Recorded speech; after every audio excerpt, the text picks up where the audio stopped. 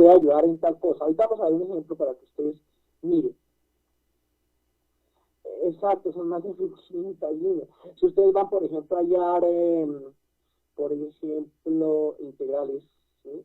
Eh, para hallar áreas bajo la curva, eso tienen que tener ustedes, ver a JavaScript, tienen que ver Apples, no, mejor dicho, bajar un poco de librerías, incorporarlas al Eclipse para poderla trabajar. Creo que en Eclipse se puede trabajar esto, que es como que en el Pix. La verdad, no he hecho el intento con eso.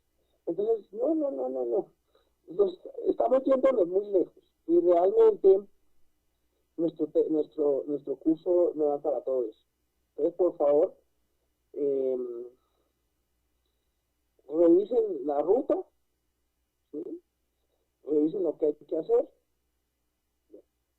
y no se compliquen la vida. Realmente eso no está para complicarse la vida. No, Margarita, no. Ahora es más, si hacen una cosa así loca y que de pronto la lograron, bueno, pero lo intentaron.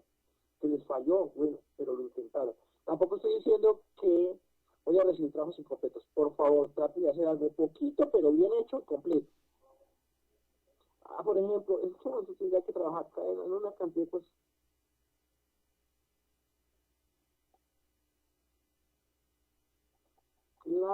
Claro, Anderson, eso nos iríamos para allá muy lejos en el asunto.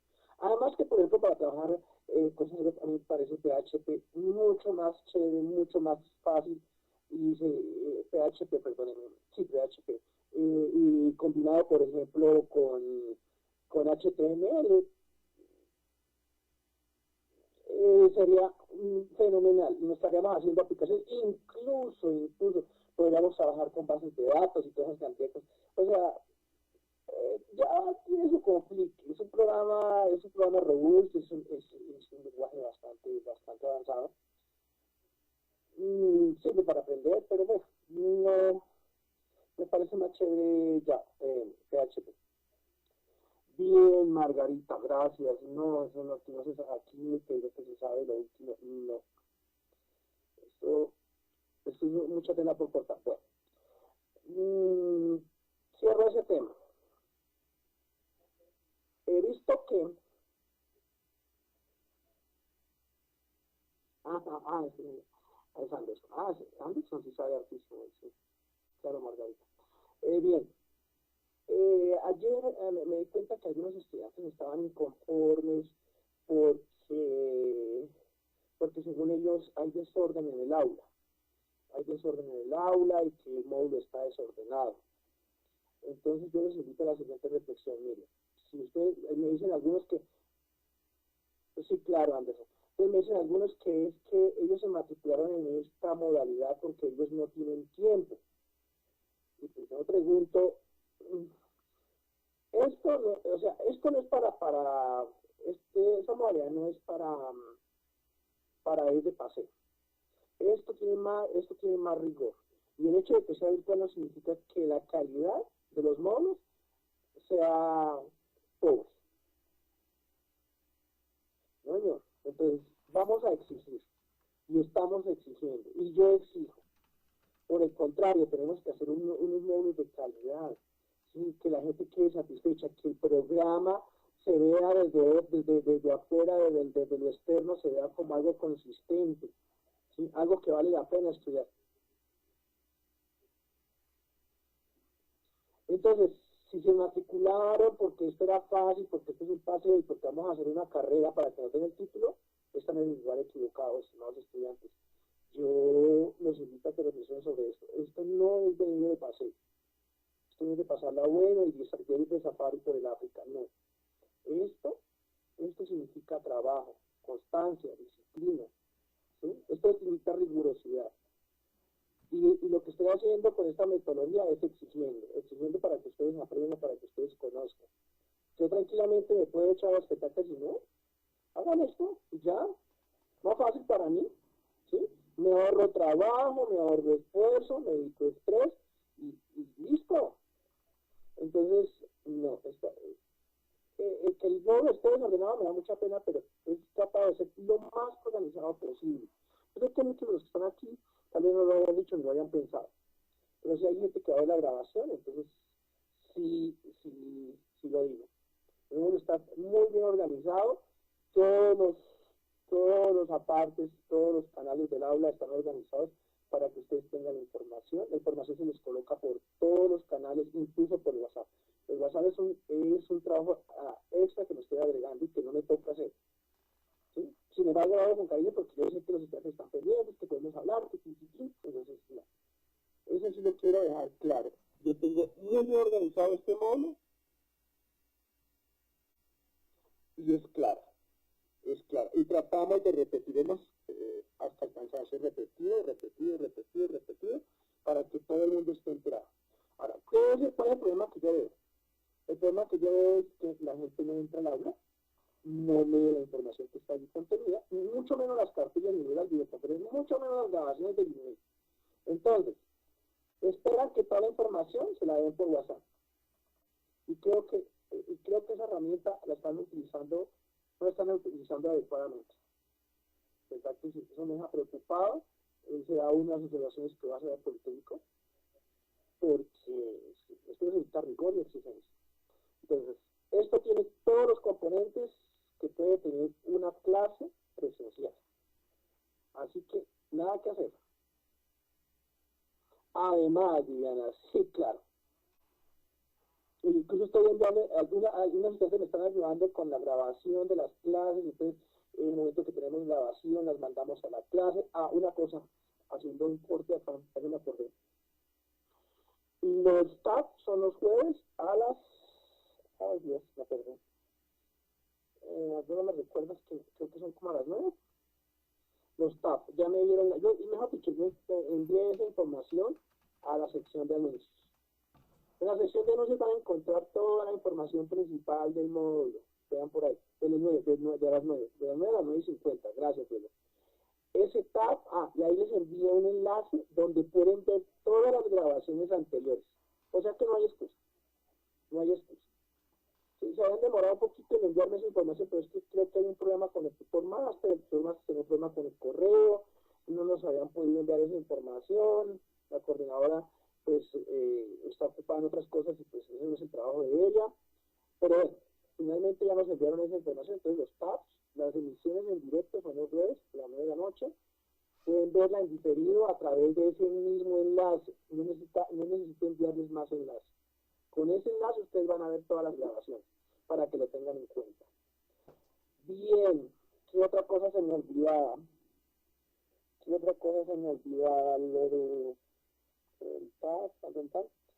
listo. En este momento yo no voy a ponerme a explicar códigos y otras cosas porque pues tenemos que avanzar en temas y tenemos que por lo menos hacer introducción a otras cosas para los siguientes módulos. ¿Eso qué es? Anderson, ese es el enlace del tab, ¿cierto? Sí, creo que sí. Sí. Perfecto, gracias. No, es que aquí tengo unos estudiantes que van volando. Eso está bueno, eso está muy bien, que la gente ande en la jugada. Es que estos módulos tocan andar en la jugada. Estos módulos no se puede uno descuidar un momento, porque si ustedes se descuidan, pierden el hilo del asunto y hasta llegar. Toca estar pendiente. Entonces, pienso que soy uno de los tutores que más exijo y que más estoy pendiente de ustedes. Entonces, en ese sentido, pues no creo que haya problema. Bien, vale. Bueno, entonces vamos a empezar hoy, ya cerrando todo el... ¿Alguna pregunta con respecto a lo que dije? ¿Tienen alguna pregunta con respecto al foro?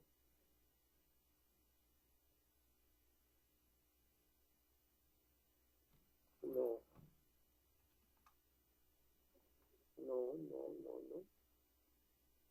Bien, o sea, que no está claro. Claro, es que la gente que participa en las sesiones la tiene clara como el agua y saben qué es lo que hay que hacer. Entonces, muy difícil.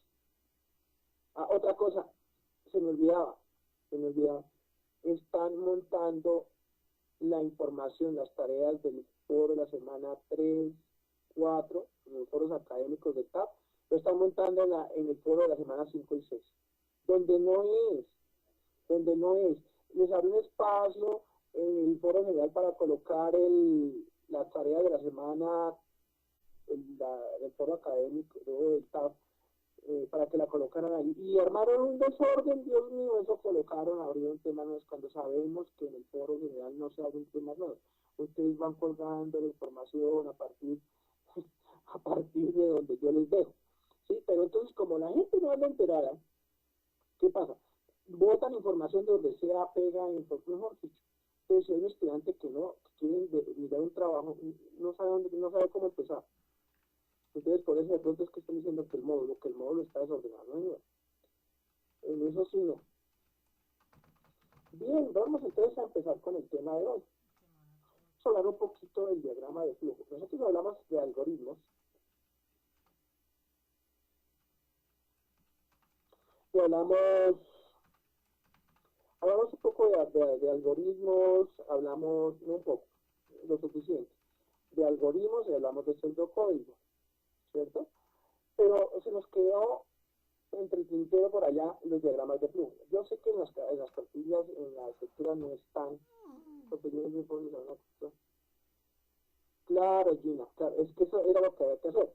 El problema era, volviendo al tema, el problema, Gina, era que como no podían subir esa información por allá en el foro académico, pues tocó abrir un espacio en el foro general que sí estaba funcionando, para que todo el mundo quedara satisfecho y no se estresara subiendo esos trabajos a tiempo. ¿Sí? Entonces, por eso y ustedes se armaron el desorden. Pero bueno, no importa. Ahí de alguna manera me tocará mirar cómo hago para calificar eso, para mirar toda esa información. Mucho trabajo. Bueno. Entonces estaba hablando, volviendo al tema del pseudocódigo. Nosotros, al comienzo del módulo, aprendimos a hacer pseudocódigo en comillas.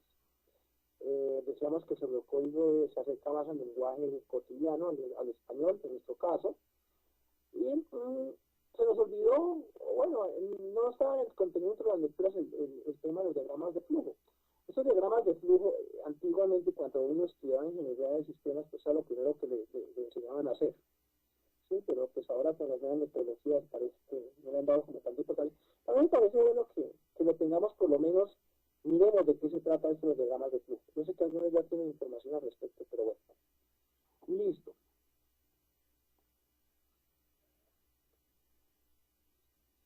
Los diagramas de flujo tienen una ventaja enorme de pronto sobre los pseudocódigos. Es decir, ambas herramientas sirven para poder entender un problema. Ustedes saben que si ustedes entienden el problema, ¿sí?, lo podemos codificar. El contrario es muy complicado porque no nos va a dar los resultados que queremos. Por eso es bueno desmenuzar desde el comienzo, y eso es lo que yo les he pedido con esto, el trabajo que estamos haciendo del foro. Les he pedido que desmenucen las variables, que identifiquen las variables, que identifiquen las precondiciones, que miren cuál es el proceso que van a realizar. No que se lancen de una vez a hacer el código, porque entonces eso no les va a dar resultado y van a tener errores y eso no va a funcionar. ¿En qué se basa esto de los diagramas de flujo? En la utilización de los símbolos y convenciones especiales. Estos diagramas de flujo utilizan gráficos denominados bloques, en los que se van a escribir acciones que tiene que realizar el algoritmo. También estos diagramas de flujo se utilizan mucho, por ejemplo, en la ingeniería industrial, para mirar el flujo de los procesos, ¿sí?, los procesos industriales o los procesos de manufactura en una empresa. Son muy útiles porque visualizan o le permiten a la gente ver cuál es el flujo que tiene toda la fábrica o toda la línea de producción, por ejemplo. O los flujos que tienen en tiempos de movimiento ciertas operaciones de los operarios o ciertas operaciones de los empleados, incluso en las oficinas, en la parte pública también puede hacerse. ¿Sí?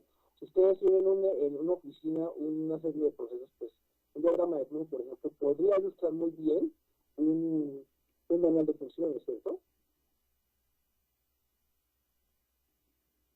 Listo. Estos bloques están conectados entre sí por líneas. ¿Por qué? Porque a la larga es una red, y eso nos indica el orden en que tenemos que ejecutar las acciones. O sea, como los programas a la larga va en orden, ¿cierto? Entonces primero se ejecuta una línea de código, luego se ejecuta otra y así sucesivamente. Es decir, que el computador va paso por paso, ¿sí? No puede hacer una cosa sin terminar este proceso, y ahí cuando termine ese proceso, entonces sí puede entregar la siguiente. Las líneas de código o en los sistemas, en los lenguajes de programación, pues utilizan esa mecánica. Lo mismo, obvio, los diagramas de flujo. En todo algoritmo que hay, o sea, en todo algoritmo, sea que esté en una clase, sea que esté en un programa grande, en una estructura grande, siempre hay un bloque de inicio y otro de finalización para el principio y para el final del programa. Eso ya lo tenemos claro, ¿cierto? Porque todo eso es un sistema. Un sistema que va a tener unas entradas, que va a hacer un proceso y que va a tener una salida. ¿Verdad? Eso ya lo sabemos. Los símbolos utilizados entonces son estos. Las líneas de flujo, normalmente es una flecha, y permite conectar los bloques del diagrama. La flecha normalmente indica la secuencia y la dirección en que se ejecutan las acciones que se está trabajando en el programa. Es decir, nosotros podríamos hacer el pseudocódigo de un problema en el diagrama de flujo. Claro, lo podemos hacer. Tenemos el principio del fin, normalmente es un óvalo, ¿cierto? Y son únicos. Dentro de este bloque se coloca la palabra inicio o fin según corresponda. Esa es la figura para establecer el inicio del fin. Y los procesos, en ellos se describen las acciones que debe realizar el programa. Ahora, si son varias de las acciones que están contenidas dentro de un algoritmo, pues se describen unas debajo de otras, lo mismo que la codificación en el programa. ¿Sí? Sin olvidarse que se ejecutan en una forma secuencial según en qué orden fueron escritas. Lo mismo que las líneas de código. Es decir, cuando estamos echando código, ¿sí? Que para hoy somos buenos y por lo que están ustedes tan preocupados en el día de hoy, ¿sí? Entonces hay que hacerlo en forma secuencial. ¿Listo? Y esas acciones entonces están contenidas en un rectángulo.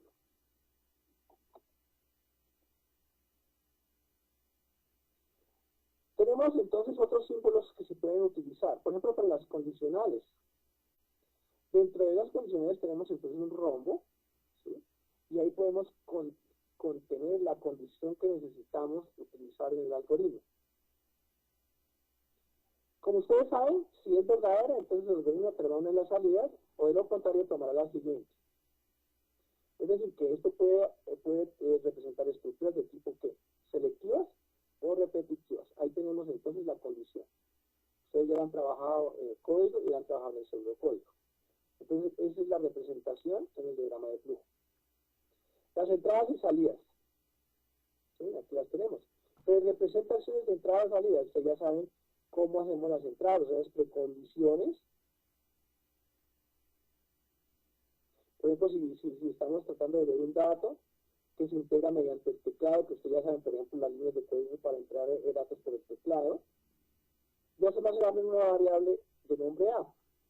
Entonces dicha acción se describe dentro de un bloque como leer A. Ahí está clarito cómo está esa entrada. ¿De acuerdo? ¿Preguntas hasta ahí? Está fácil, ¿cierto? Eso está muy fácil. Como para suavizar la cosa. ¿No? Uy.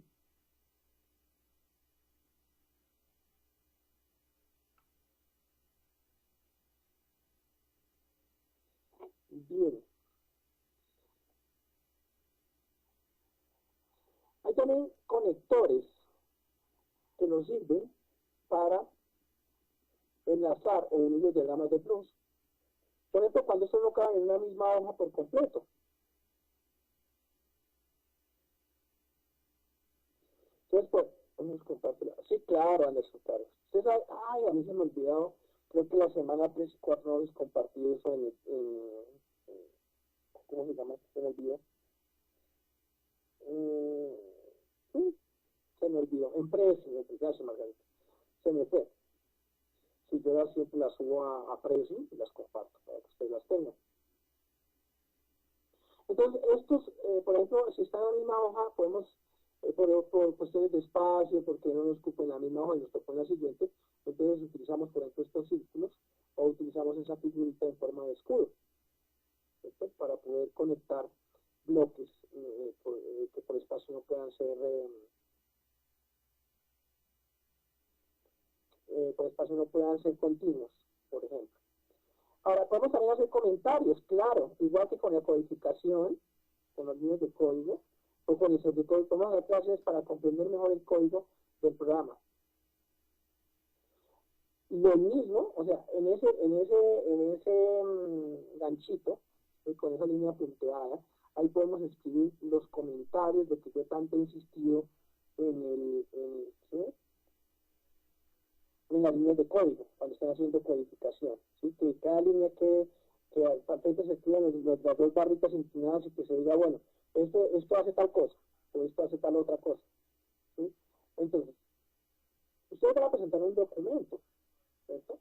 Y ese documento, hombre, si se les dificulta hacerlo en pseudocódigo, hágalo con diagramas de flujo, se ahorran espacio incluso. Si les queda más fácil representación gráfica, pues, hombre, también valen los diagramas de flujo para explicar lo que van a hacer. Bien, continuamos. Aquí tenemos un diagrama de flujo elemental. Ya sabemos que entonces que los algoritmos son una secuencia de instrucciones, es como una receta, y que se ejecutan una tras otra en determinado orden y que permiten resolver un problema determinado. Eso es un algoritmo. Cuando les pregunten, ustedes ya saben que es un algoritmo. Entonces, por acá tenemos un inicio, ahí tenemos la declaración de variables, la entrada de datos, el procesamiento de datos, la representación de resultados en pantalla. Miren que la entrada y la salida están hechos en un paralelogramo, ¿sí? El inicio y el fin están en óvalos. Y los procesos, ¿sí? Los procesos están en rectángulos. Y ahí tenemos un comentario. Pero vamos a explicar con ese comentario qué está haciendo ese procesamiento. Supongamos que ese procesamiento de datos es un método, por ejemplo, puede ser un método, o puede ser, por ejemplo, una condicional anidada. ¿Sí? Entonces podemos explicar, bueno, esta condicional anidada o este método hace tal y tal cosa. Y listo. Entonces es un diagrama de flujo elemental.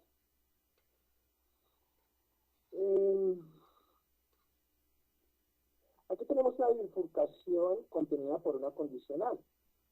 Igual tenemos un inicio, la alteración o la inicialización de las variables.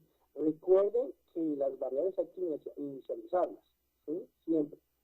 Hay que dejarlas de cero o bueno, lo que uno quiere inicializarlas. Tenemos entonces la entrada de los datos, que la podemos hacer por teclado, que la podemos hacer por pantalla. Y tenemos una condicional. Entonces la condicional está hablando que si no se cumple la condición, se ejecuta la acción 1. Perdón, si se cumple la condición, se ejecuta la acción 1, y si no se cumple, entonces se ejecuta la acción 2. Finalmente, entonces, eso resume en que va a representar los resultados en pantalla, es decir, hay una salida por pantalla, que también ya sabemos cuáles son los métodos para imprimir por pantalla. Y finalmente tenemos la finalización del programa. Miren, un programita sencillito explicado en un gráfico. Y se ve bonito, como más organizado.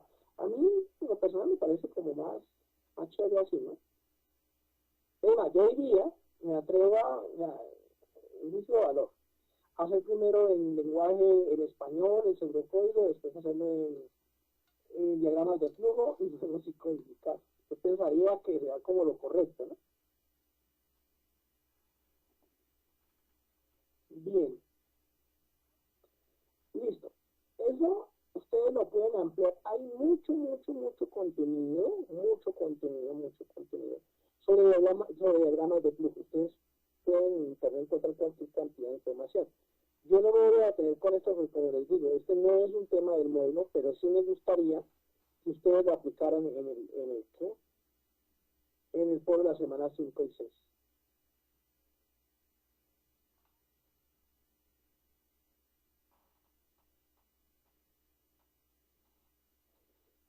Listo.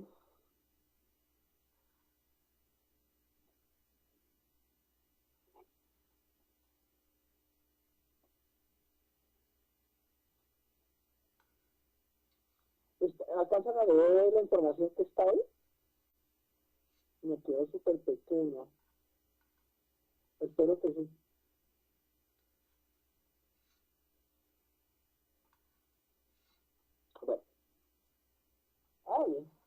no me gusta hacer presentaciones con metas chiquitas y no me meto cantidad de cosas, pero es que me tocó a la carrera. Prácticamente tenía previsto un tiempo, que soy muy organizado con mi tiempo, pero no hubo luz. Casi hasta las 6:15. Entonces no, estuve corriendo todo el tiempo. Entonces, bien. Bueno, entonces vamos a mirar un poquito sobre la programación orientada a objetos. Igual que hicimos con los diagramas de flujo, vamos solamente a tocar el tema, ustedes lo amplían si lo desean a través de las lecturas, a través de información en internet, videos, lo que ustedes quieran. Hay mucho de dónde ver. Nosotros en este módulo hemos tocado Java, el lenguaje de programación Java, como, llamémoslo como un sistema de programación estructurada, es decir, viene por estructuras, viene por pedazos. La idea de esta programación, y de hecho ya nace del lenguaje C. Si ustedes se remiten al lenguaje C, unos sistemas, lenguajes de programación más antiguos y posteriormente el lenguaje C++, ¿cierto? Verán que son los papás de Java. Y que la mayoría de instrucciones, aunque algunas mejoradas, ¿sí?, las contienen en lenguaje C. O sea, Java nace del lenguaje C. Solo que ¿cuál es la diferencia? Y en esto sí es importante que ustedes como que visualicen el asunto. Antiguamente uno hacía la programación estructurada por pedazos, incluso había funcionalidad en la programación, y a lo que llamamos métodos se llamaban funciones. Esto trabajaba, por ejemplo, podemos seguir trabajando, colocar sobre el código, colocar. Sí, me parece. Sí, eso se ahorra trabajo. Además que queda bien bonito. Sí, claro. Sí, claro. Los que quieran hacerlo con diagramas de flujo, lo pueden hacer, no hay problema. Si se les facilita más, si lo entienden mejor así, cambiemos el pseudocódigo por los diagramas de flujo. Bien. Entonces les estaba contando, el lenguaje de programación Java nace del lenguaje C++. Ellos inicialmente han concebido eso como un edificio, se hace por partes, ¿no? Entonces construíamos estructuralmente una torre de edificios, o bueno, lo que fuera, o una máquina por pedazos, y la ensamblábamos. Esa fue la concepción. Pero aparece un concepto, un paradigma, llamémoslo más adelante, que es la programación orientada a objetos. Y es Java quien toma este tema, o sea, recoge todo lo que había de programación estructurada, ¿sí?, de todo ese tipo de conocimiento que han generado durante casi unos 30 años, ¿cierto? La retoma, la pule y le agrega un paradigma que es la programación orientada a objetos.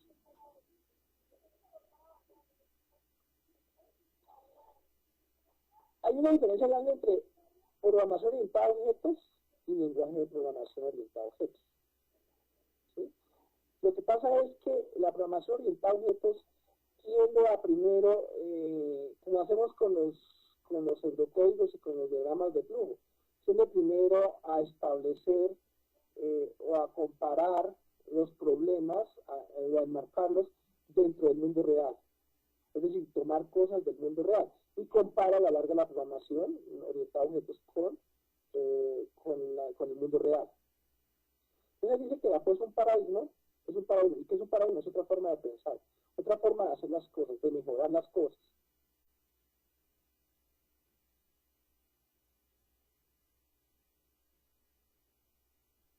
Lo que pasa es que los lenguajes de programación orientada a objetos, pues son ese paradigma con el ánimo de solucionar problemas reales mediante la abstracción de los diferentes agentes, entidades, elementos que actúan en el planteamiento del problema.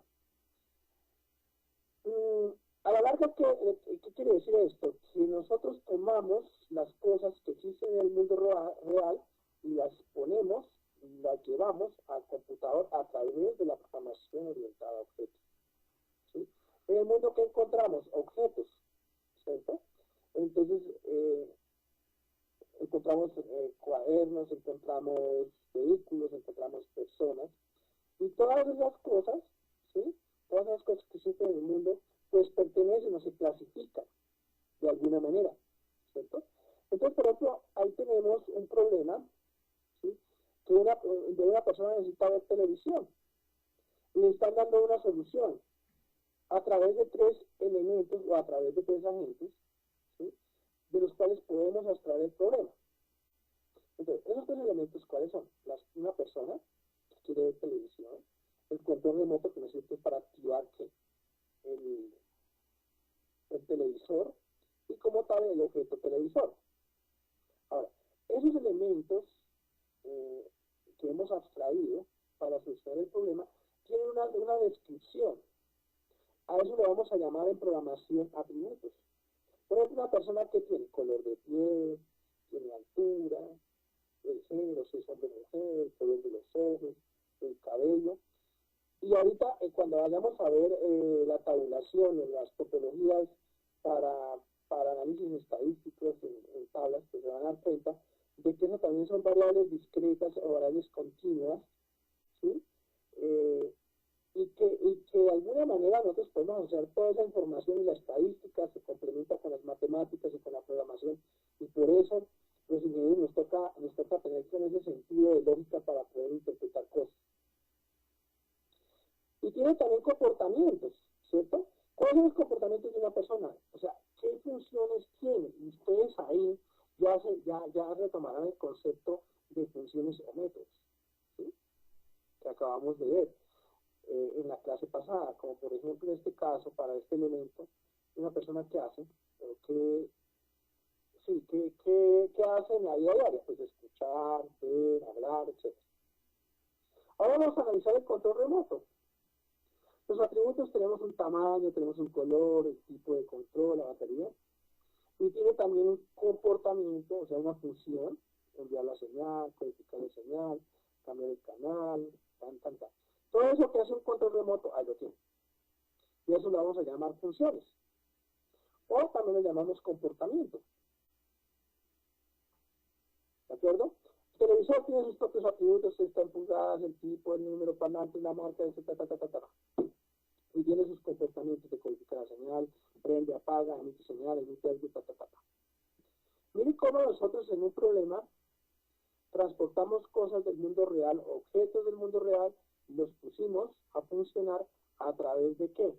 A través de unos atributos y a través de unas funciones, o a través de unas características, perdón, a través de un comportamiento. Miren cómo se va asociando, ¿sí? Cada objeto del mundo real con los elementos que hemos ido trabajando en la programación. Por eso Java es un programa súper poderoso, porque logró cambiar el paradigma estructural de la programación inicial y lo llevó y lo centró más al mundo real a través de los objetos y a través de estos tres conceptos: los elementos, los atributos y el comportamiento de esos elementos. Bien.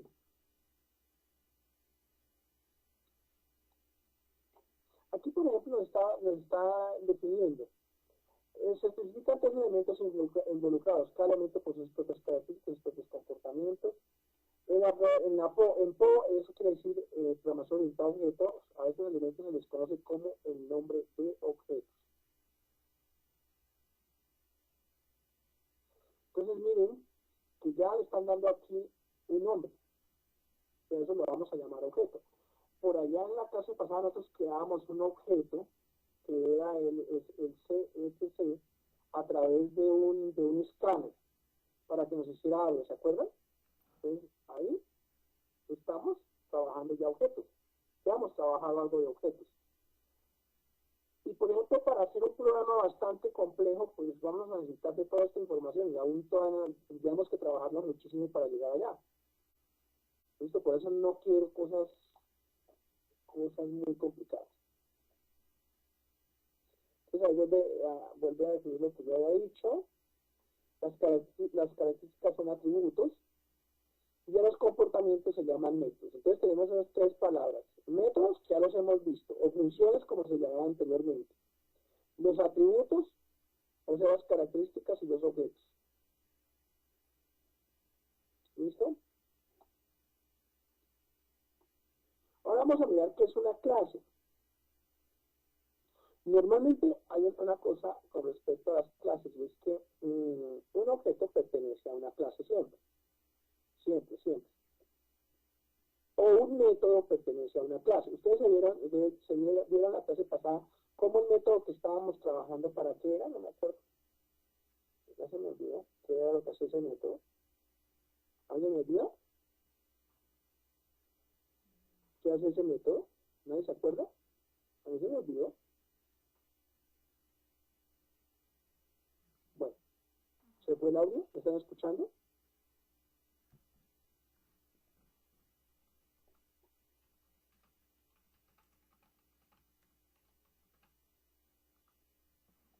A ver, ¿listo ahí?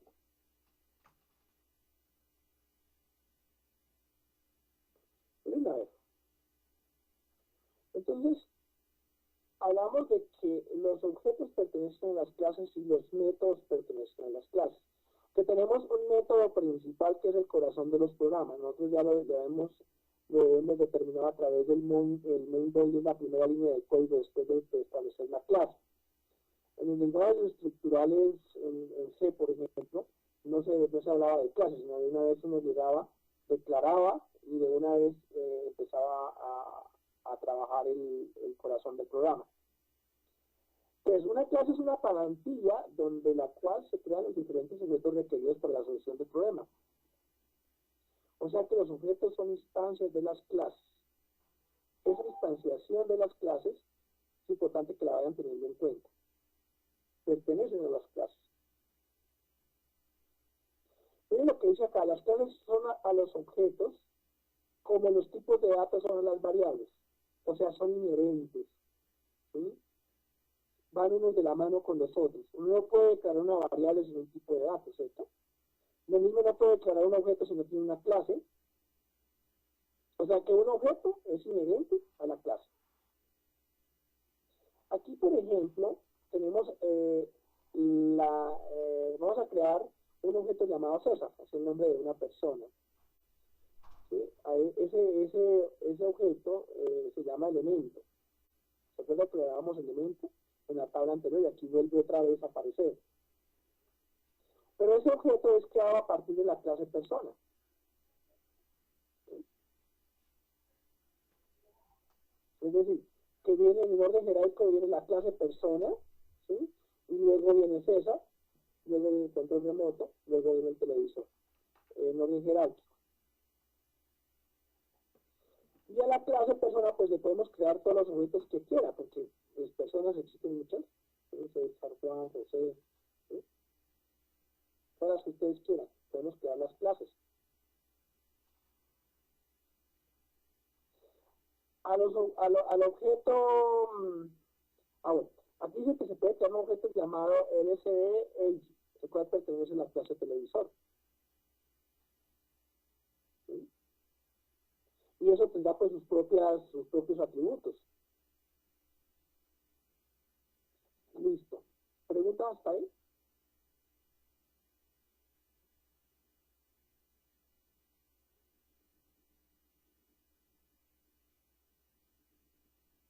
Los veo calladitos.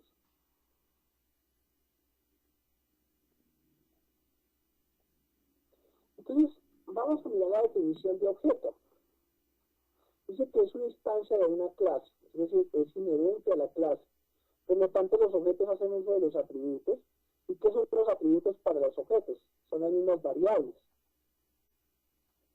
Miren que en la programación orientada a objetos, cada cosa de las que hemos aprendido pues toma un nombre.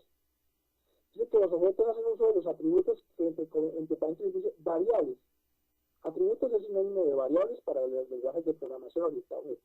Y los métodos, que son las funciones y procedimientos que ya hemos trabajado. Recuerden que un método a la larga es un sistema único que tiene entradas y salidas. Tiene entradas, procesos y salidas. O sea, un método a la larga es un algoritmo completo, con todo. Y pertenecen todos a su correspondiente clase. En orden jerárquico, entonces tenemos la clase persona, y a esa persona, por ejemplo, tenemos el objeto César, el objeto Juan, y tendremos algunos métodos que hacen cosas o realizan procedimientos y pueden operar a través de las variables. Los objetos dicen que es una variable de tipo clase. Aquí hay un concepto que de pronto, pues, no sé, llegamos a chocar con lo que hemos visto, pues lo siguiente, nosotros hemos dicho que existen tipos de datos, como por ejemplo el tipo entero, el tipo booleano, el tipo string, el tipo char, todos son tipos de datos que aprendimos al comienzo del módulo. Pero cuando hablamos de programación orientada a objetos, aparece un tipo de dato más, que es el tipo de dato clase. Y lo utilizamos como clase. Ustedes han visto en la programación publicar no sé qué y el nombre de la clase. ¿Por qué? Porque ese es el tipo de dato al que pertenece la clase, o el tipo de dato de la clase. Entonces, en lugar de ser un entero, es el tipo clase. Ahí dice, el objeto César es un objeto de tipo clase. Y cuando declaramos objetos, que a la larga son como las variables, ¿cierto? Entonces, esos objetos son de tipo clase. Ah, ahora sí vieron por qué es que tipo clase, porque es que es el tipo de dato de la clase. Y cuando hacemos llamados, o cuando estamos creando objetos, tenemos que crear los objetos con el tipo de clase que se necesita. Y cuando hacemos llamados desde otras clases, tenemos que invocar la clase donde está el objeto. Ahora, esta programación permite, o este concepto de objeto mejor, permite modelar entidades del mundo real. ¿Sí? Entonces aquí tenemos el LCLG pertenece a la clase televisor.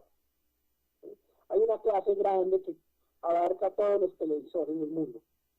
Y luego hay una serie de televisores, digamos, de tipos de televisores, mismo que habrá de plasma, habrá de caja, habrá de blanco y negro, eso ya no existe. Sí, claro, Margarita. Y ellos tienen atributos. Miren que hay unos lenguajes, hay unos prototipos de,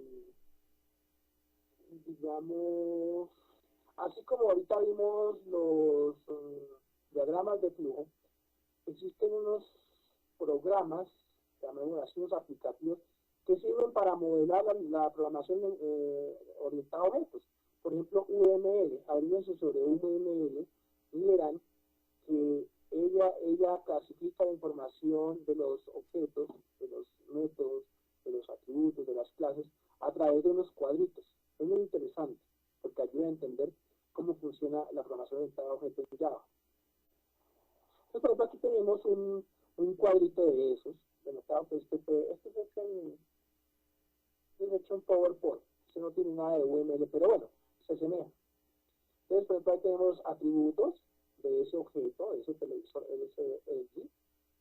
Entonces dice los atributos del tipo cadena, resolución de tipo cadena, Ahí tenemos la resolución, la marca, el tipo de televisor, y ahí están asociando unos datos. ¿Sí? Este tipo cadena, ¿qué quiere decir de tipo cadena, muchachos? Si no es entero, entonces, ¿qué es? Cadena de caracteres, ¿cierto? Porque cuando vamos a meter, por ejemplo, la resolución, pues no me va a recibir un entero, o no me va a recibir un doble, ni me va a recibir un booleano, no, me va a recibir una cadena de texto. ¿Cierto? La marca, por ejemplo, Samsung, o Samsung no sé qué, con todas las características, entonces es una cadena de texto. Y los métodos es lo que hace el televisor. Entonces, por ejemplo, ahí dice emitir señal. Mire que el método, abre paréntesis, cierra paréntesis, lo mismo que en las líneas de código. Luego dice emitir audio, ¿sí? Luego dice decodificador, y ese es otro método. Y por ejemplo, al decodificador le estamos mandando un atributo, ¿sí? Una señal, es la señal de entrada. ¿Sí? Y todo eso se asocia al mundo real. Listo.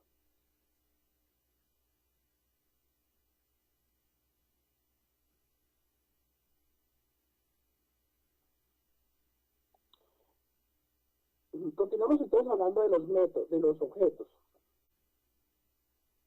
Entonces ya dijimos que está compuesto por dos partes, atributos o propiedades y métodos que definen el comportamiento de dicho objeto a partir de sus atributos. Entonces los atributos y los métodos pueden ser o no accesibles desde afuera dependiendo de la solución a plantear. Ojo, o que por ejemplo ahorita en el programa que vamos a ver, vamos a mirar cómo desde otra instancia podemos acceder a un método sin necesidad de que los métodos estén uno debajo del otro o estén junto con el programa principal. Pueden estar en distintas partes, solo que nosotros podemos invocar esa información a través de líneas de código para poder utilizarlas. Y es lo que yo de cierta manera yo quería, que ustedes a través de los métodos, ¿sí? Utilizaran esa información y la pudieran reutilizar. ¿Sí? Les decía, y en esto sí, pues yo creo que hay que decirlo, y es que, hombre, si ustedes ven que hay un método que ya está hecho, pues no se pongan a hacerlo. Cópienlo, úsenlo, pero documentenlo, dígale, esto lo hizo fulano de tal, o esto lo tomé de tal parte del internet, ¿cierto? No se pongan a hacer una cosa que ya está hecha, porque ustedes los pueden invocar, y hay muchos métodos para muchas cosas, encuentran cantidad de cosas, para sumar dos números, para multiplicar, para dividir, hacer cantidad de cosas para llevar a potencias, para raíces cuadradas, ¿sí? Entonces, si ya esas cosas están hechas, utilícenlas.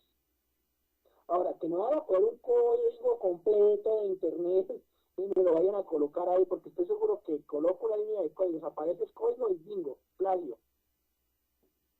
No, la idea es que ustedes los trabajen también, ¿no? Pues utilicen pedazos de texto, pero hagan su propia programación. Sí,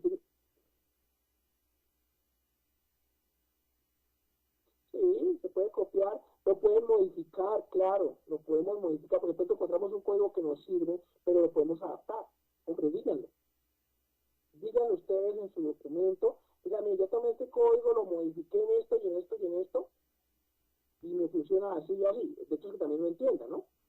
Entonces, que la gente también tiende a copiar las cosas y ahí, copiarlas y pegarlas y ya. Es que mire, sí, claro, Anderson. Y es que mire, incluso los grandes programadores, ¿sí? Los grandes programadores que nos enfrentan ellos no se ponen a hacer todo. No, señor. Ellos traen librerías donde sea y utilizan código donde haya. El hecho es que esa vaina le funcione. Y le funcione bien, ¿no? Que esté probado y todo. Que se hayan hecho las pruebas de rigor. O porque los códigos hay que probarlos. Un producto de software hay que probarlo. Hasta 2 o 3 veces, hay que ponerlo, hay que hacer la prueba de la caja negra con el pecado, a ver si se revienta. Todo eso se hace. Bueno, cuando sean los ingenieros de sistemas, cuando estén terminando, usted presentando sus tesis de grado que tienen que trabajar sus códigos, les van a hacer la prueba de la caja negra, ¿no? Pues cogen el programa y lo revienta por donde sea. El programa tiene que ser tan consistente que resista cualquier cosa. O sea, no debe tener puntos ciegos, no debe tener huecos, nada. Listo.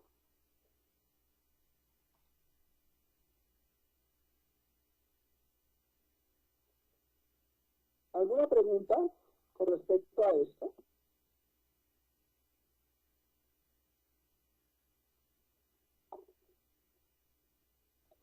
Claro, claro. Gregorio lo ha dicho, Anderson está en la juega, ya ha leído bastante. Es que yo dice nunca programó para no ir tan lejos, pero él rescató de muchas fuentes y así se hizo gran parte en las que Anderson se le van a entrevistar las pilas, ¿no? Claro, claro, claro. Sí, no necesita volver a hacer todo. Sean pilos, pero hagan las cosas bien. Bueno, listo, tenemos entonces lo del objeto.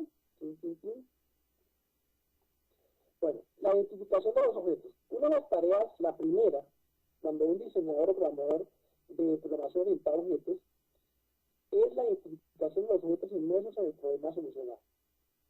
Y es uno de los ejercicios que le colocan a uno como ingeniero cuando está estudiando. Identifique los objetos, identifique las clases. Por ejemplo, en una clase de vehículo, y cuando estamos trabajando, por ejemplo, un inventario de vehículos, pues tenemos entonces las marcas, tenemos las marcas chéveres, y dentro de esas marcas pues existen líneas, y entre eso pues existirán objetos como por ejemplo las placas, ¿sí? Como por ejemplo el modelo, por ejemplo el precio, y ya esas son variables que pueden ustedes operar a través de métodos. Miren cómo se va acomodando la realidad del asunto a la programación de objetos. Entonces, los objetos, ¿cómo se ubican? ¿En qué categoría se ubican según la programación orientada a objetos? En cosas tangibles, por ejemplo, mayor, menor, que consumo. En roles, ¿sí? Los puestos, los papeles que desempeña la gente, si es gerente, si es cliente, si es vendedor, auxiliar, empleado.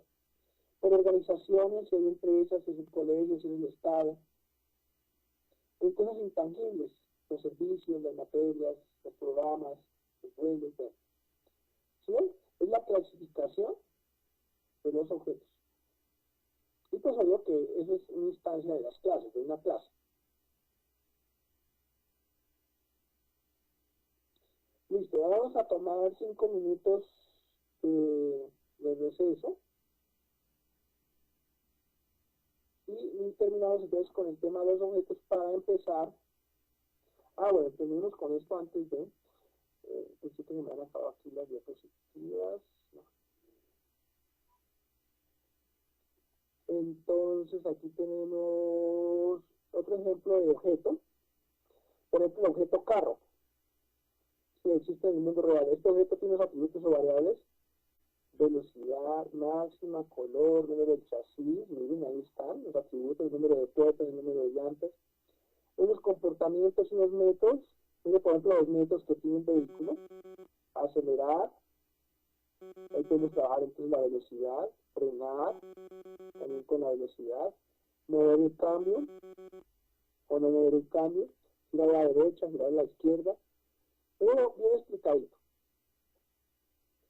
Bien, vamos entonces a tomar ahora sí, hasta las 15, vamos a tomar un receso mientras tomamos por acá y volvemos. ¿Listo? ¿Alguna pregunta?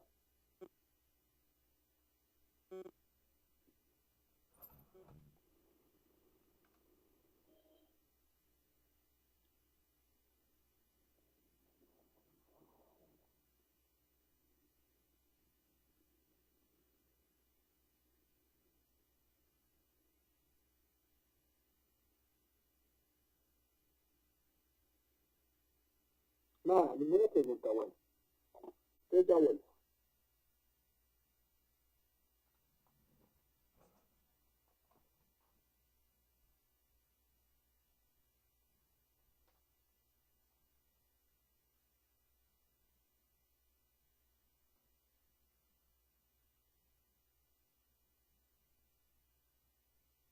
Bien, antes de entrar con datos bivariados, que es como una pequeña clase de introducción de estadística, vamos a mirar un ejemplo. Vamos a mirar un ejemplo de un programita que tiene prácticamente todos los componentes que necesitamos hacer en el trabajo. Y no es muy largo. Bueno, entonces voy a compartir aquí Java. Perdón, Eclipse. Oh, por Dios, compartir escritorio.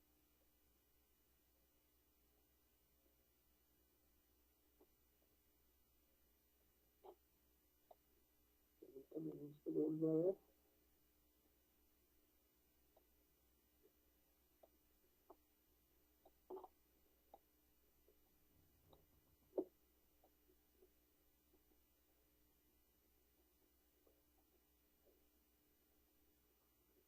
Eclipse. ¿Lo están viendo?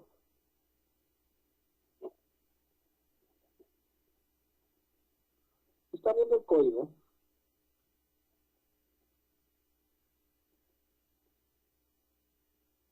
¿Sí lo están viendo?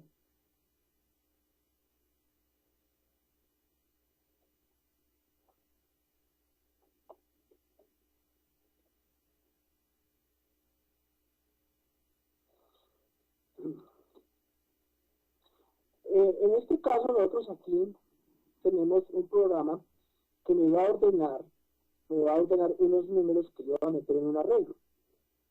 Es decir, los números van a entrar en desorden, ¿sí? Y usted a través del programa los va a ordenar. ¿Para qué los podría utilizar, por ejemplo, estos métodos o para qué puede utilizar este programita?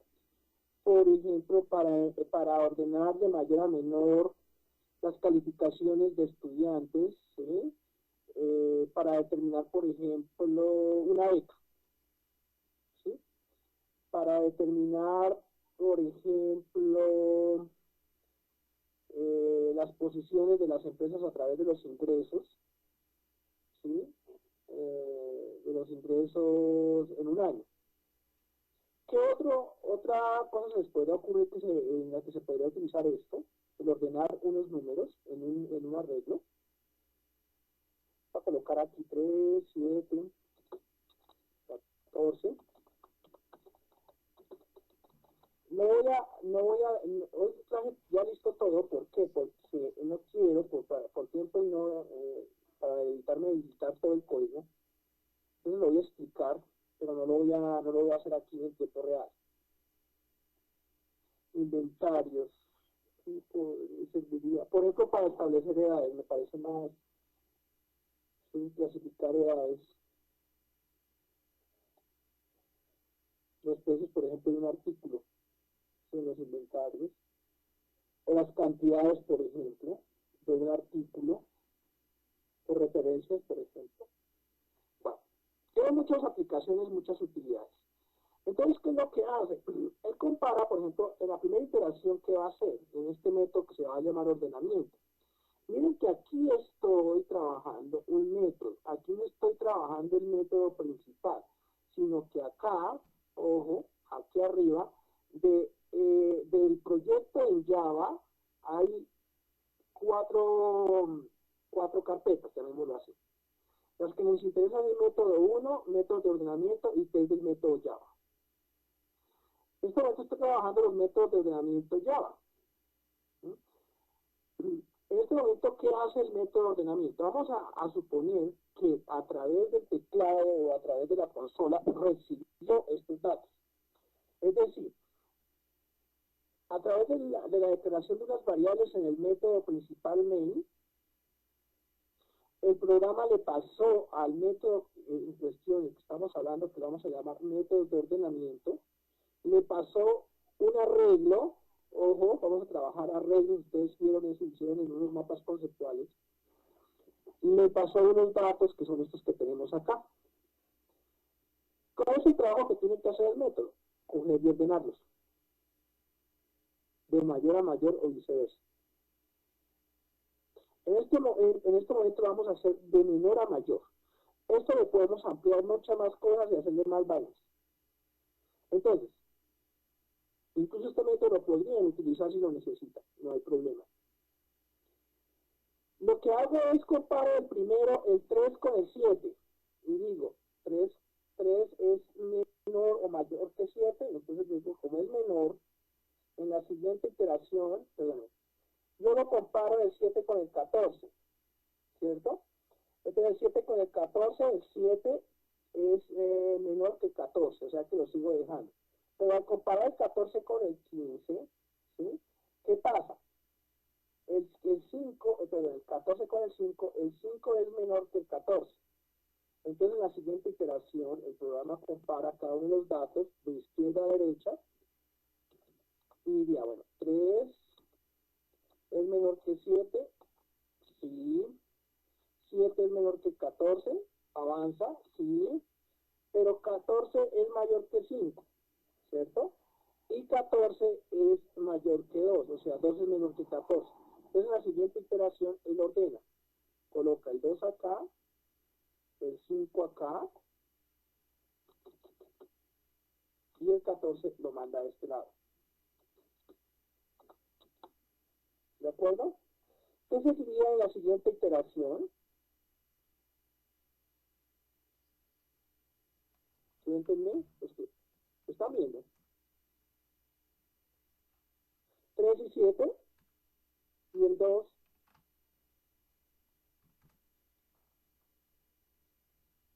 ¿Cómo quedaría la siguiente iteración?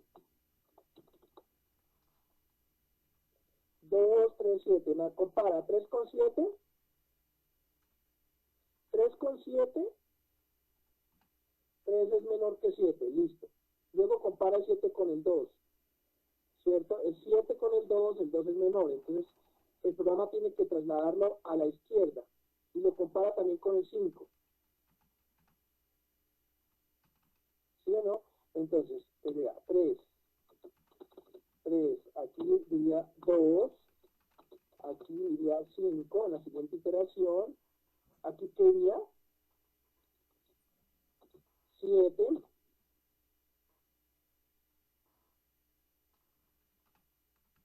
y aquí el 14. Luego, ¿qué compara? En la siguiente iteración, ¿qué compara? El 3 con el 2 y con el 5. El 3 con el 2. Entonces, al comparar el 3 con el 2, se da cuenta que 2 es menor que 3, entonces lo traslada a este lado, ¿sí? Y lo traslada a través, va recibiendo variables, va recibiendo y los va trasladando, los va poniendo en ese lugar. Luego aquí 3 con el 5 funciona, sí. El 7 sí queda igual, y el 14. Necesitamos 4 iteraciones, ¿cierto?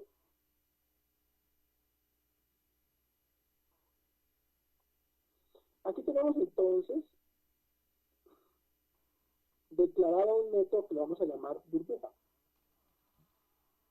El método burbuja pertenece a la clase que métodos de ordenamiento.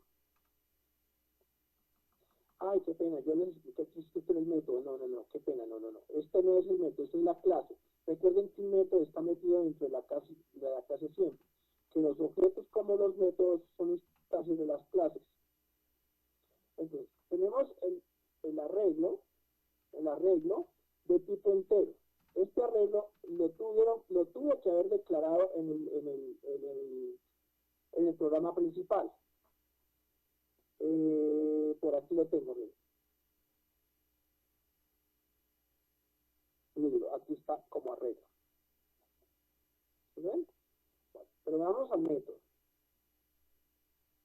¿Me perdí? Se estuvo bien. Listo, entonces aquí tenemos declarado un arreglo, al que lo vamos a llamar A o arreglo, como quieran llamarlo. Ojo que ese arreglo que está en el programa principal, o sea, en el main void,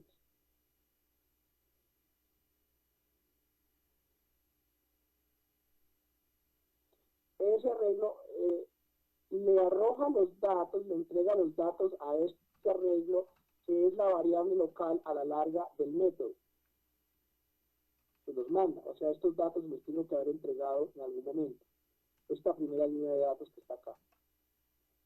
Listo. Luego para ese método le declaramos las variables. Vamos a declarar una variable i, que es el número de iteraciones que va a hacer. En este caso, pues van a ser 4 iteraciones.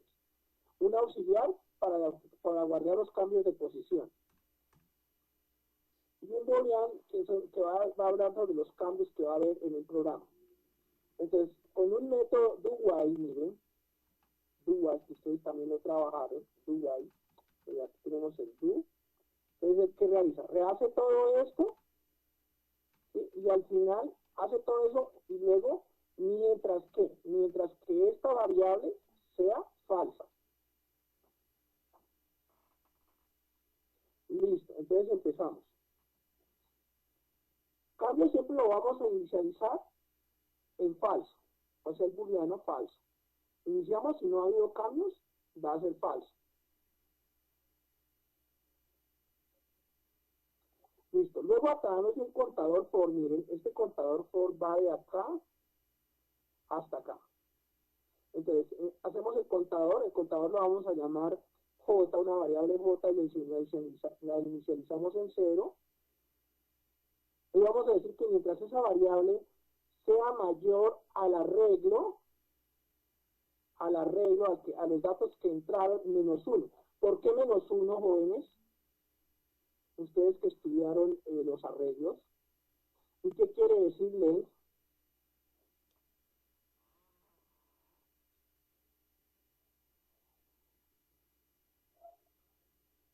A ver, ¿quién me dice eso?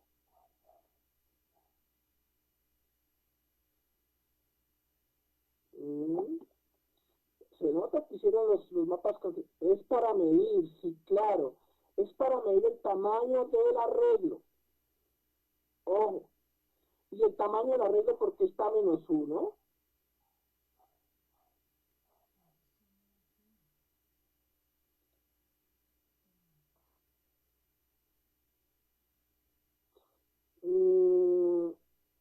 -1. Ojo, resulta que los arreglos, las posiciones de memoria van 0, 1, 2, 3, 4, 5, hasta al final. O sea que va -1 posición. Ojo con eso, porque empieza siempre en 0. Entonces, por eso es -1. Entonces, si eso se cumple, lee el arreglo, -1, entonces la variable del contador seguirá la siguiente iteración. O sea, desde la posición 0 hasta total de posiciones -1. Yo lo documenté ahí, ahorita se los paso para que ustedes lo analicen con más detenimiento.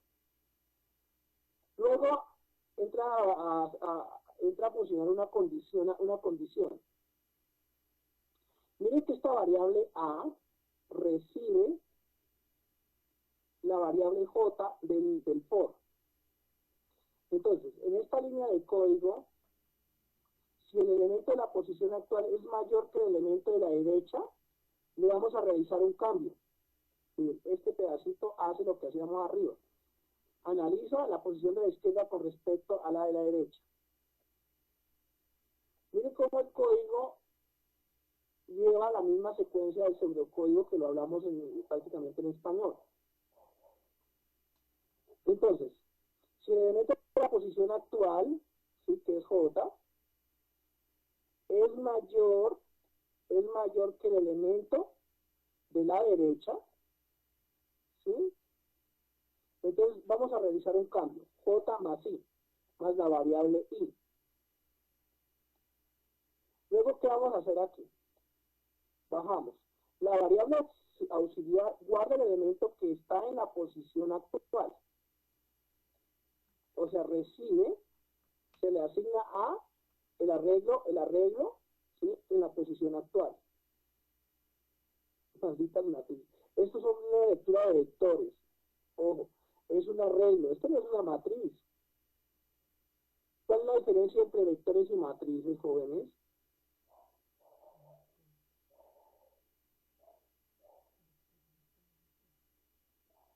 Pregunto cuál es la diferencia entre matrices y vectores. Entre matrices y vectores. O entre arreglos y matrices. Ahí está. ¿Un arreglo qué es? ¿En cuántas dimensiones es un arreglo?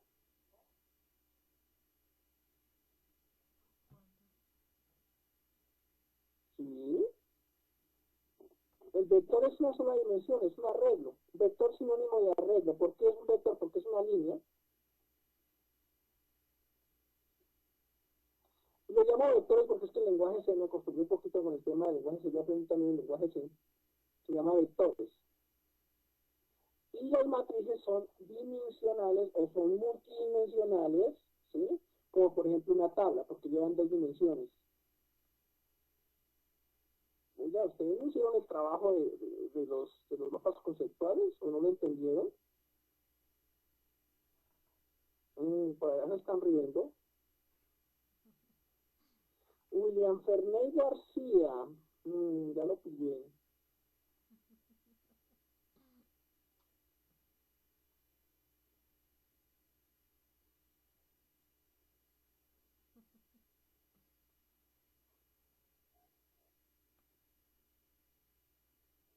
A través de esta instrucción, continuamos aquí, a través de esta línea de código, el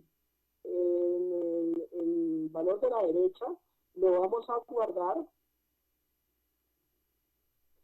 El de la derecha vamos a guardar el valor que estaba en la posición actual que contenía el contenido en aus.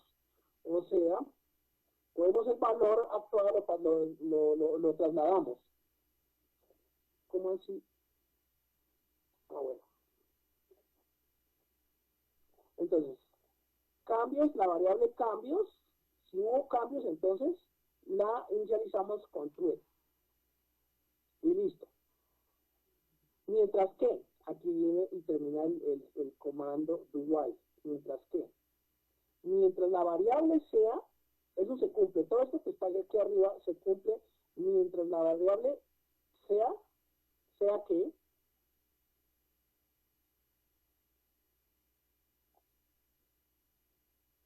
yo no sé, pero los veo como perdidos.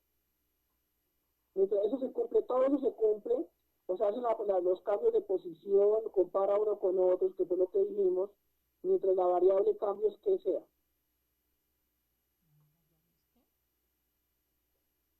¿Qué estudio? Me falta estudiar. Verdadero. Mientras esta variable sea verdadera, ¿sí? Ha habido cambios. O mientras la variable i, ¿sí?, sea menor a qué, al tamaño de qué es a, en este caso qué es a, mira, ya está señalizando con gris, sí, pero ¿qué es a? No, señor, es el arreglo. El tamaño del arreglo, porque es a, que es el nombre del arreglo, y el tamaño del arreglo menos 1. Esto va a ocurrir mientras la variable de cambios sea semejante a o hasta que la variable i sea menor a la longitud del arreglo, pero en una unidad. ¿Sí? Mientras esto pase,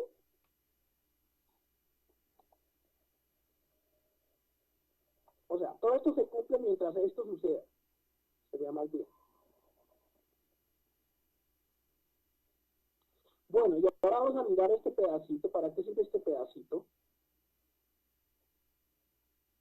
¿Quién me dice?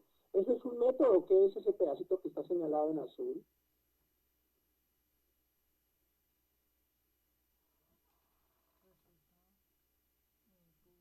Pregunto. Para imprimir el resultado. Bien, Carol. ¿Y eso es un método? ¿Qué es? ¿O es una parte del código principal?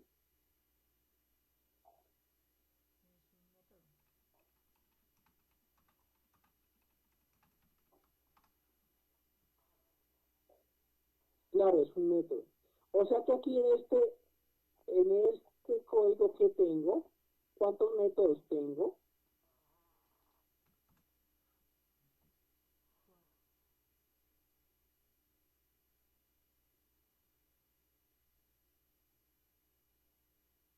Dos, claro, claro. ¿Cuáles son?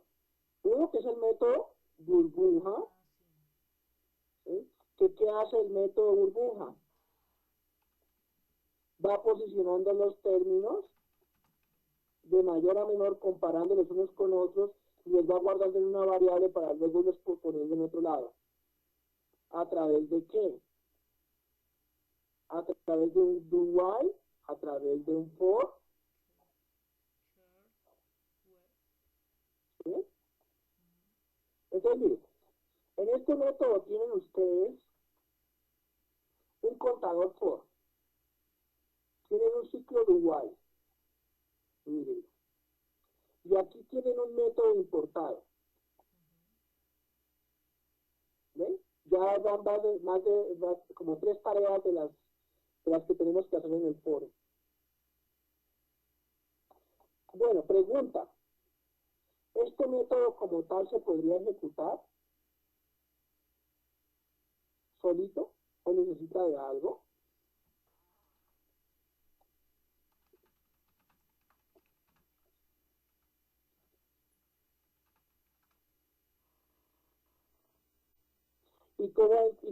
¿Cuál método? Pues póngale cuidado.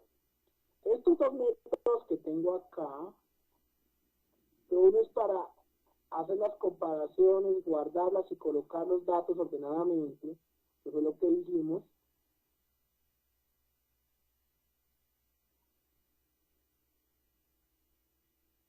Y el otro método que está imprimir, mi pregunta, ¿esos métodos se pueden ejecutar por sí solos o hace falta algo?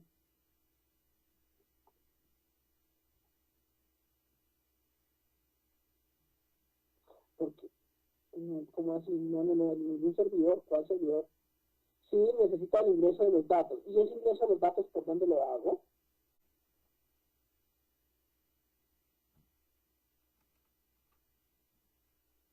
Piense, porque imagínense que quieren hacer aplicativos para Android, muchachos.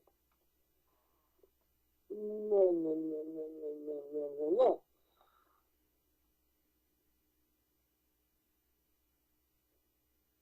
De William Fernández García, él está divertido. ¿Por qué por allá aparece el escáner? Sí, puede ser a través del escáner. A la pregunta que yo voy es que esto necesita,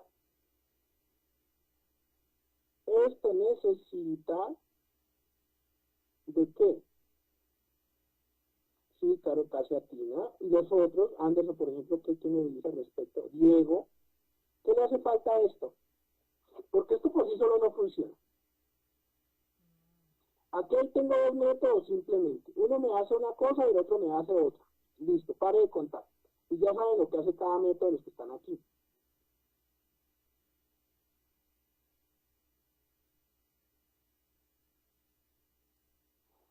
Si fuera un parcial, se lo habían tirado a todos. Hombre, les falta el programa principal, el que invoque los métodos, el main body, el principal, jóvenes. Claro, hace falta el que invoca los métodos, el que hace toda la operación principal. Mírenlo acá, se llama test método.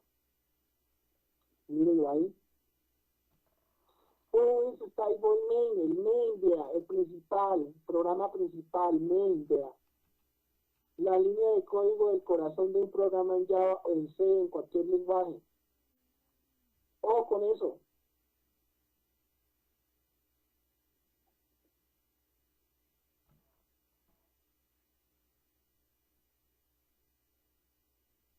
Miren que aquí estoy creando un objeto que se llama métodos de ordenamiento. ¿Sí? Y estoy creando con esta línea de código que está aquí abajo, el qué. ¿Qué estoy creando con esta línea de código acá que está entre estos paréntesis rectangulares?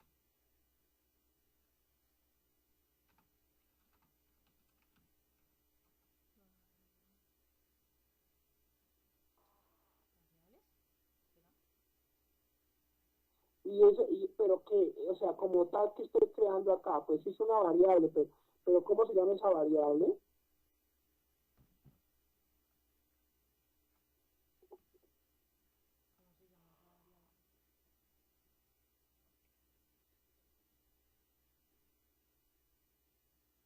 Aquí estoy declarando el arreglo. Ojo. Esto es el arreglo. Y con qué datos lo estoy metiendo directamente. Yo no estoy en este momento utilizando ningún escáner para entrar por teclado, ningún J-Option Panel para entrar por pantalla. Estoy entrando los datos directamente. La cantidad de cifras del arreglo. ¿Sí o no? ¿Y esta línea de aquí abajo para qué sirve? Esta que estoy señalando en azul, ¿para qué sirve?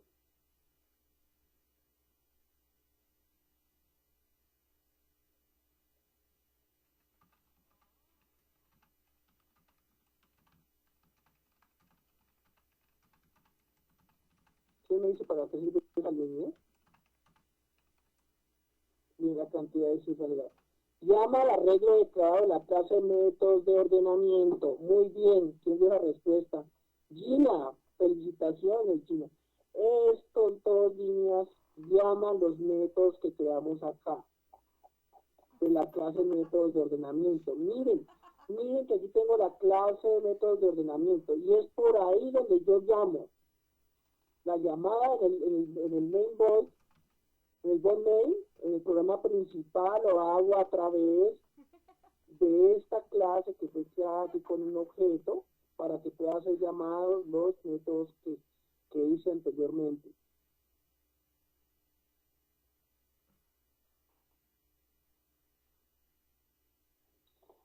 Creo que este método no me está funcionando bien, creo que tiene errores. La verdad, esta tarde con las carreras creo que no me quedó bien. Sin embargo, embargo, la tarea de ustedes es que verificar que esté bien. Métodos burbuja hay por cantidades en internet, pueden encontrar muchísimos para ordenamiento de datos. 152 no me los está ordenando bien. Se sacó los datos pero no lo está haciendo bien, creo que hay errores. Tiene que ordenarlos tal y como se dijo acá.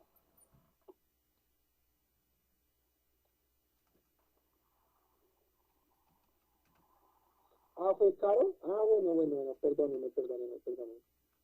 Bien. Entonces, mire, repasando el asunto, este método que podría utilizarse, para ordenar, por ejemplo, por edades un grupo de personas. Ese programita me puede servir para agregarlo a otro más grande y puede funcionar para la tarea del foro de la semana 5 y 6. ¿Por qué? Porque tiene arreglos. Mire, ahí están los arreglos. Estoy declarando arreglos. Llamada a métodos, lo estoy haciendo. ¿Sí? Estoy utilizando, dentro de los métodos que estoy utilizando, declaración de variables, sí. Estoy utilizando diferentes datos, booleanos, enteros. Estoy utilizando ciclos, vea, UI, vea, ahí está. Estoy utilizando contadores con for, bien, listo. Estoy utilizando condicionales, listo. Estoy utilizando un método para imprimir que trae métodos importados de librerías de Java. ¿Qué más quieren? Para que las dos pestañas puedan trabajar, tienen que corresponder al mismo proyecto de Java. No más, Carlos. No más. Mire, así tienen que hacer la tarea, algo así sencillito. ¿Cuántas líneas de código tendrá esto? 1, 2, 3, 4, 5, 6, 7, 8, 9, 10, 11, 12, 12. Mira, por aquí unas 30 y por aquí tendrán 1, 2, 3, 4, 5, 6, 7. 36 líneas de código. No más, porque tengo que irme con el otro tema, Carlos. A mí me gustaría quedarme en esto. Bueno, voy a copiarles esto y les voy a pasar. ¿Qué no entendió bien, no?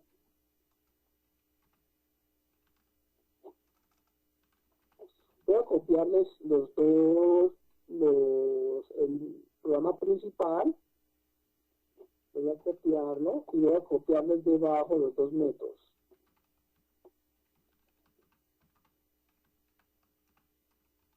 Ah, miren, aquí tengo una clase, ¿sí? Que es la clase de los métodos. Los métodos se llaman métodos de ordenamiento, ¿cierto? Y aquí tengo el programa principal, que es el que hace los llamados. Mire, ambas clases, la clase principal, o sea, la clase que tiene el programa main, ¿sí? El método main, tiene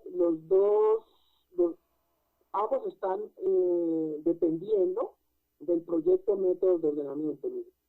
Este es el proyecto general de Java. Y aquí podríamos agregar más clases, todas las que queramos según lo que necesitemos.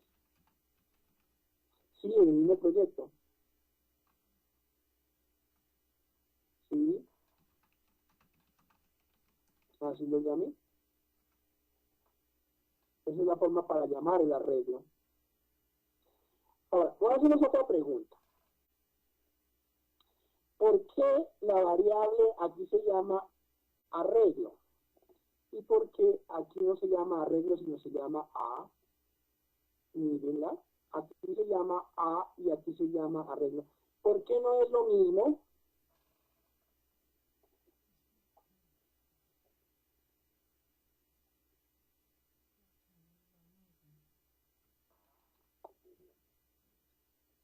¿Por qué no es lo mismo?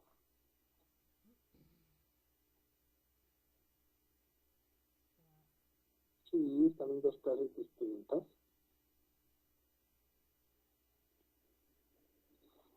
Pues dice, y a llamar la clase llama de una vez la A. Ojo, el arreglo que está declarado en el método burbuja de la clase métodos de ordenamiento, ¿sí? es una variable local. ¿Y esta variable cuál es su función?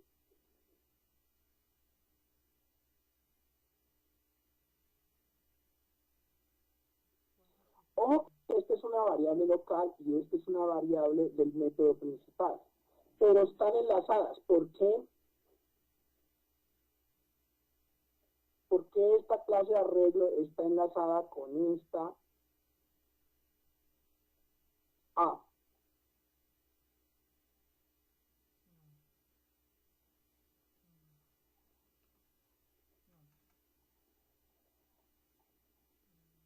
Porque está, venga, como que escribieron acá, dice porque están en dos clases, sí, claro, sí puede ser, pero sí es el mismo proyecto. Mire, este arreglo recibe la información, ¿sí? de esta, de este arreglo principal, ¿sí? Entonces, yo le mando la información que está aquí, que está en este arreglo, se la mando al método para que la procese,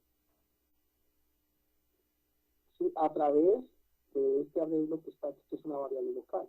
Es decir, este hace las veces de receptor, es decir, que recibe la información que viene del programa principal para procesarla y hacer todo lo que tiene que hacer ahí en sus líneas de código. Y luego le devuelve la información, ¿sí? Se la devuelve la información a través del otro método, ¿sí? De la regla, mire. ¿Sí? O sea que el método principal, el main, le entrega la información que está en la variable arreglo, que es la variable principal, se la entrega a la otra variable que tiene el mismo tipo de dato, ojo, que tiene el mismo tipo de dato para que procese todas las instrucciones que están dentro del bloque.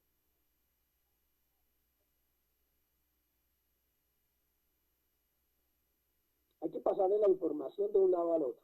Ahora pregunta, ¿cómo haríamos para que esta información no tenga que meterla aquí directamente, sino, bueno, ¿qué tal que, por ejemplo, en otro momento yo no quisiera esa información sino una distinta? ¿Cómo haríamos?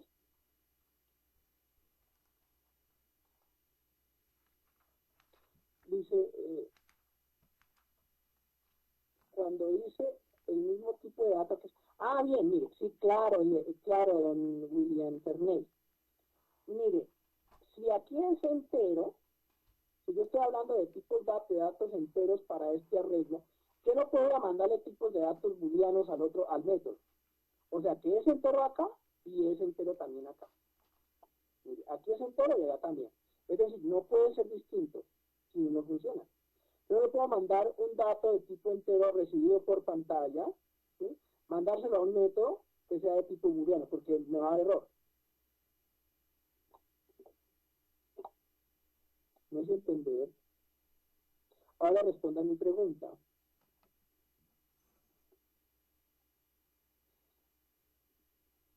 ¿Qué haríamos qué métodos utilizaríamos para recibir la información y no dejarla constante como está acá? Porque aquí simplemente me está calculando, me está tratando de ordenar, porque esto tiene algún error por ahí en alguna parte, me está tratando de ordenar los datos que están aquí. Pero si yo no quisiera estos datos, ¿qué haríamos? Recibir por consola a través del método scanner. ¿Y cuál otro método si yo no quiero recibir por consola, lo quiero hacer más bonito, con cuadritos?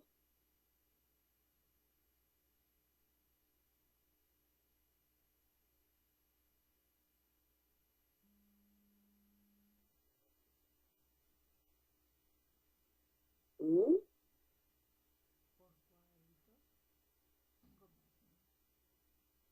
Bueno, no importa. Definitivamente, don William Ferney está divertido hoy. Él dice que no se sabe ninguno. Y los otros personajes que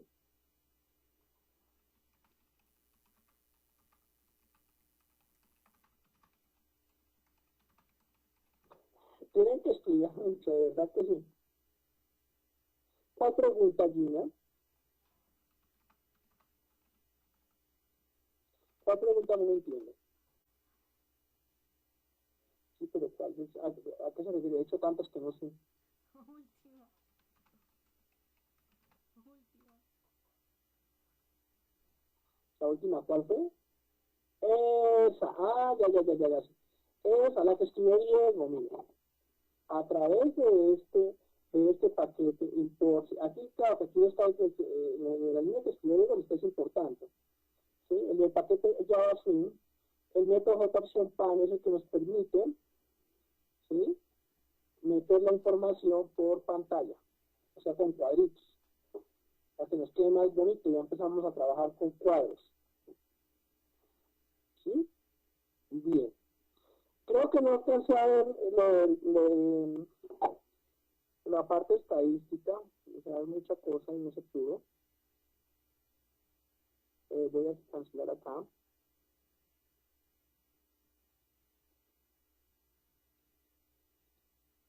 Permítame un segundo.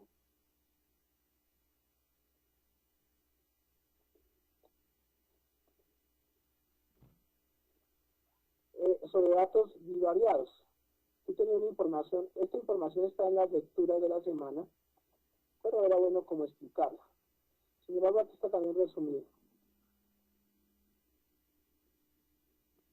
Bueno, esta es harta información, ya no podemos hacer nada. Listo. ¿Preguntas hasta ahí?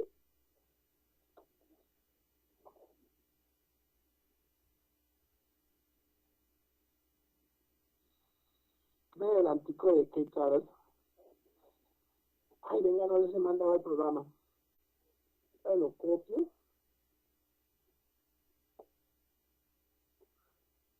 Todo está en las lecturas. Eso es muy fácil, es una información muy fácil. Venga, les mando el código. Pero tienen que revisarlo porque creo que tiene errores. Tiene errores. Esta tarde en las carreras no me di cuenta.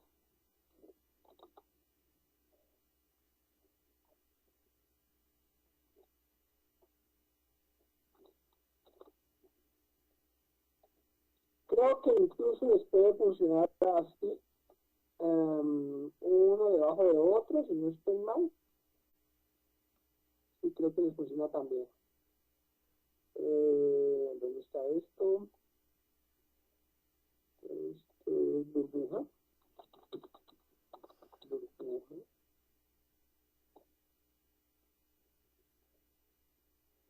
Se lo vamos a enviar acá.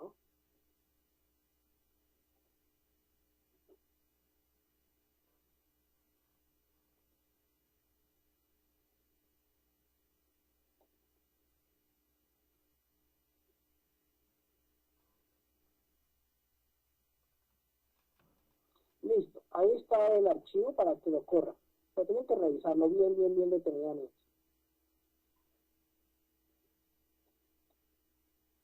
Bueno, esa es la idea. Bien, pregunta jóvenes hasta ahí, ¿cómo les pareció? ¿Si está bien? ¿Les quedaron muchas más dudas? ¿O aclararon cosas? ¿O de nada sirvió? Cuéntenme a ver. Los veo tan calladitos.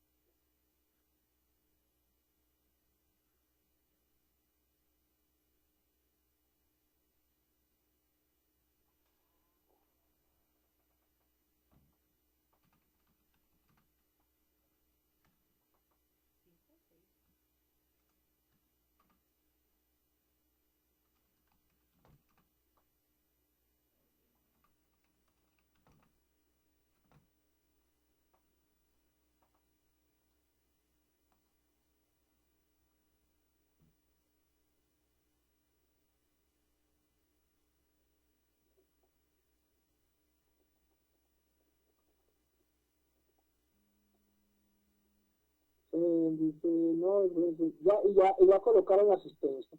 ¿Qué no me están colocando la asistencia? Necesito que coloquen la asistencia. No, es echar bien, si no es claro. Sí, claro, cada vez les toca comer un poquito de libro, sí, señor. dice la verdad ya lo trabajando y ahora si no entiendo algo, lo consulto por correo. ¿Está la asistencia? Jóvenes, tienen que leer mucho, de verdad que sí. Para hacer ese programita, tienen que leer. No utilicen más de 50 líneas de código, hagan una cosa sencilla. Hagan ejercicios. Miren, el mejor ejercicio que pueden hacer es el código para el foro. No sé nada que hacer. Ahí ustedes practican todo lo que hemos visto.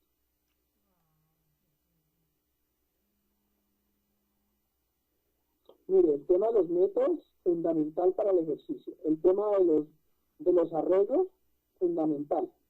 Y es que en cada cosa de esas meten los otros conceptos. Meten que las condicionales, meten que los ciclos.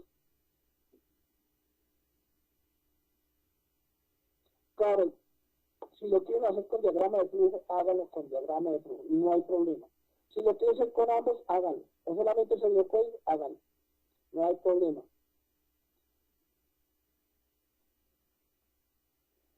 Bien, señores.